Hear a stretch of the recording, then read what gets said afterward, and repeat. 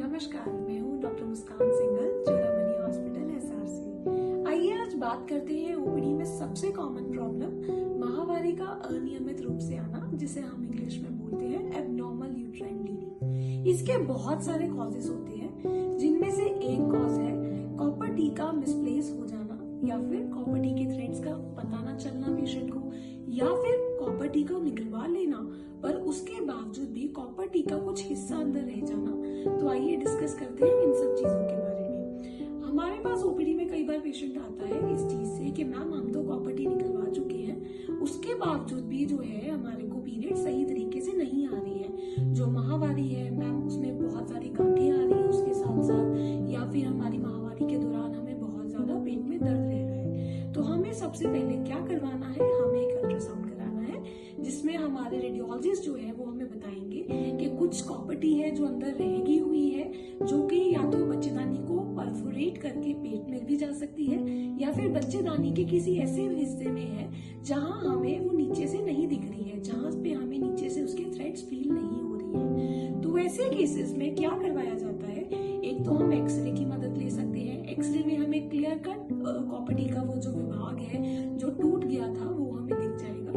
और जो सबसे कंफर्मेटरी और आज के समय का सबसे आधुनिक तरीका है वो है हिस्ट्रोस्कोपी, ये जिसे बोलते हैं दूरबीन के द्वारा, यूनी के द्वारा हम दूरबीन द्वारा उस कॉपर टी के हिस्से को निकाल सकते हैं।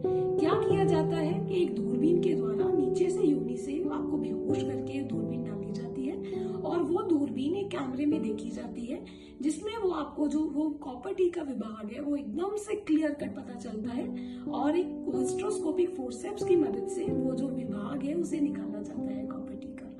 तो ये जो तरीका है हिस्ट्रोस्कोपी का, ये बहुत ही ज्यादा सेफ तरीका है, सबसे मॉडर्न तरीका है, और पेशेंट को बिल्कुल ही पेन नहीं होता है इन सब चीजों में। अगला क्वेश्चन ये रहता है हमारी ओपीडी में कि मैम क्या क्या परहेज जो है जो हमें रखने हैं हिस्ट्रोस्कोपी के बाद। तो कोई ज्यादा परहेज नहीं है जो हमें हिस्ट्रोस्कोपी के बाद रखने हैं, हमें बस अपनी अच्छी डाइट का ख्याल रखना है, और आपको डॉक्टर 2-3 दिन के लिए एंटीबायोटिक्स प्रिस्क्राइब करेंगे।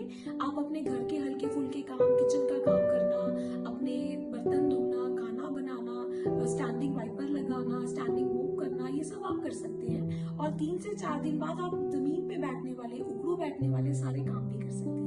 तो बहुत ज्यादा कोई परहेज नहीं है इस टेक्निक से, और ये टेक्निक आज की सबसे लेटेस्ट टेक्निक है। तो मैं आप सबको ये मैसेज देना चाहती हूँ कि अगर आपको हिस्ट्रोस्कोपी के थ्रू रिमूवल कराना पड़े तो ये सबसे सेफेस्ट प्रोसीजर है आज के समय का। ठीक